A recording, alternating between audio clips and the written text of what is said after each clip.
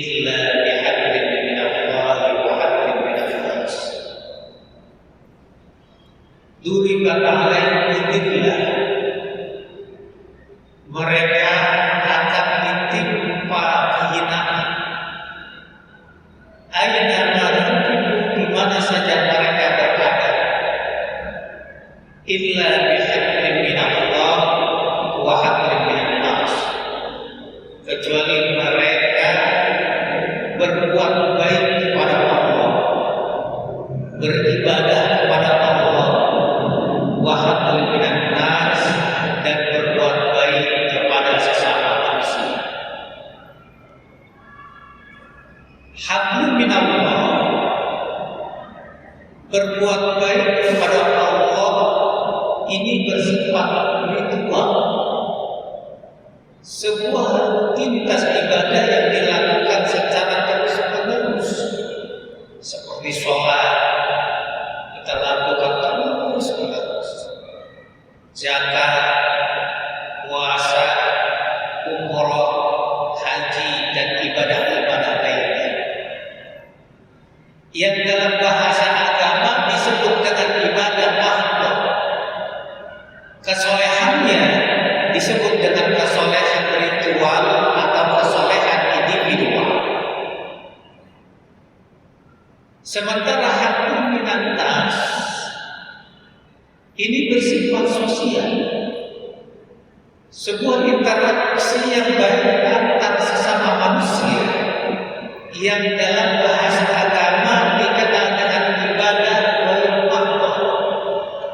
Kesolehannya disebut dengan kesolehan sosial. Ada 3 fakta menarik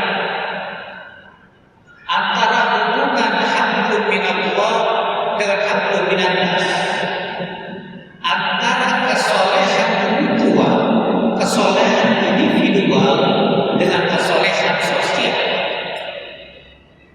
Yang pertama, suksesnya kita dalam hablum minallah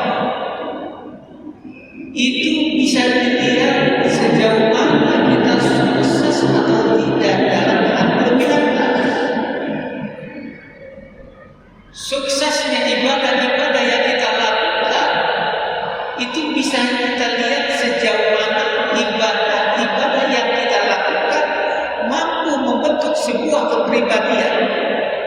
Ibadah-ibadah yang kita lakukan mampu menumbuh kembangkan nilai-nilai kemanusiaan. Kalau tidak, maka kita akan terjebak oleh sebuah rutinitas ibadah saja.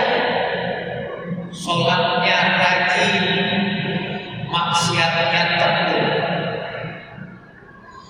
mondar-mandir umroh haji itu Mekah, tapi pelit, medit, koreknya nggak pernah hilang.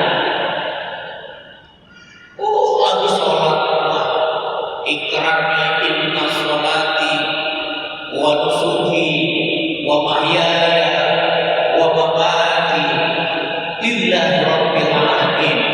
Sesungguhnya sholatku, ibadahku, hidupku, bahkan matiku aku serahkan kepada Allah Subhanahu wa taala. Tapi sifat hasad, hasud, dengkinya tak pernah hilang. Lagi sholat diletakkan di kepalanya sejajar dengan kakinya, tapi sombongnya tak pernah hilang. Terjebak oleh sebuah rutinitas ibadah yang pada gilirannya ibadah-ibadah yang kita lakukan dianggap sebuah kedustaan oleh Allah. Salat kita dusta, puasa kita dianggap dusta, haji kita dusta, ibadah-ibadah yang kita lakukan dianggap sebuah kedustaan oleh Allah. Di dalam surat Al-Ma'un Allah katakan, "Ara'aital ladzi yukadzibu bid-din." Tahukah kamu siapa pendusta agama? Mereka agama, pada hakikatnya dia mendustakan agama itu sendiri. Fadzalika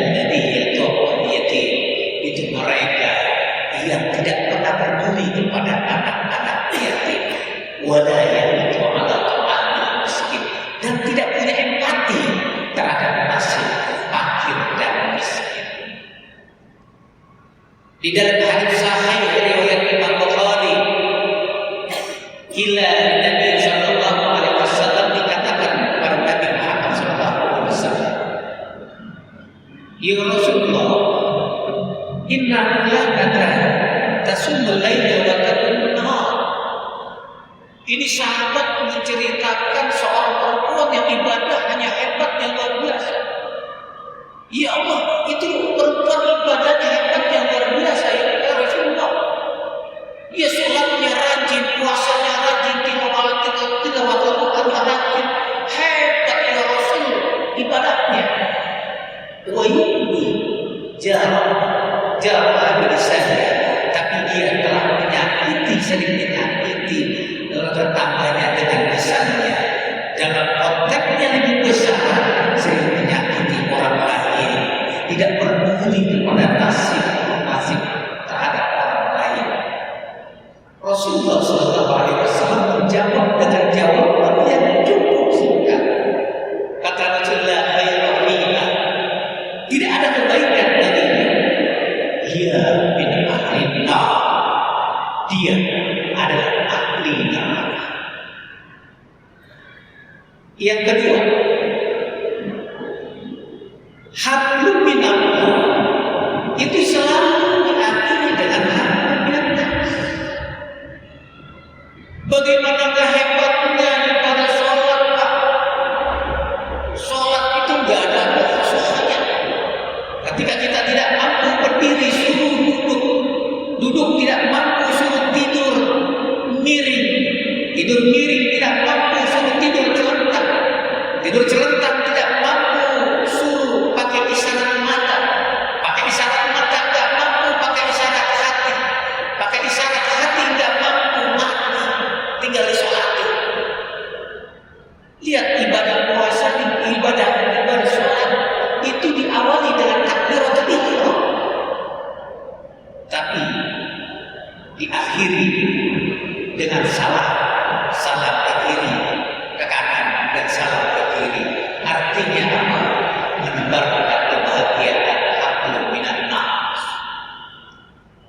Ketika seseorang tidak mampu berpuasa karena sudah tua atau karena sakit yang berkepanjangan, maka dia harus membayar fidyah, satu hari satu mud yang harus dibagikan kepada fakir dan miskin. Hablum minannas. Ketika seseorang berangkat haji, dia melakukan pelanggaran, maka dia harus membayar dam, menyembelih hewan kurban yang kemudian dagingnya dibagikan kepada fakir dan miskin. Hablum minannas. Rasulullah SAW pernah menasihati kita di dalam hadis riwayat Tirmidzi. Hadis ini riwayat Tirmidzi, derajatnya hasan, bisa dijadikan dalil. Kata Rasulullah, ya ayyuhan nas, wahai manusia, aqsus salam, tebarkan salam, wa at'imut ta'am, dan beri makanan kepada orang lain, wasilu bil laili wan nasu niyam, dan sholatlah malam di mana manusia dalam keadaan tidur. Tadkhulul jannata bisalam, kau akan masuk ke dalam surga dengan selamat.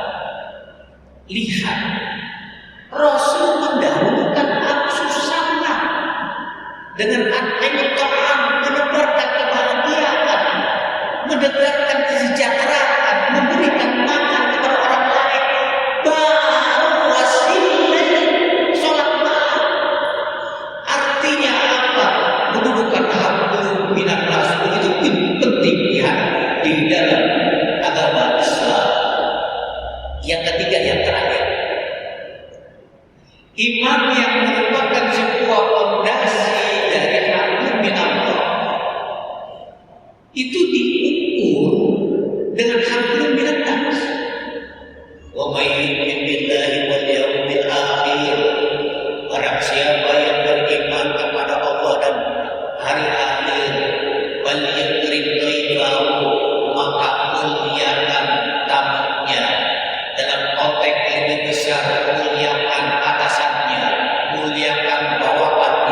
muliakan tetangganya, muliakan temannya, muliakan saudaranya, muliakan orang lain. Wa may yu'min billahi wal yawmil akhir, barang siapa yang beriman kepada Allah dan pada hari akhir, falyaqul khair, maka hendaklah berkata yang baik. Kalau kasih komentar di dalam medsos, kasih komentar yang baik, karena itu cuma akan diminta pertanggungjawaban di hadapan Allah. Kalau tidak bisa, dia hablum minan nas adalah sebuah keniscayaan, dan hablum minallah adalah sebuah keharusan.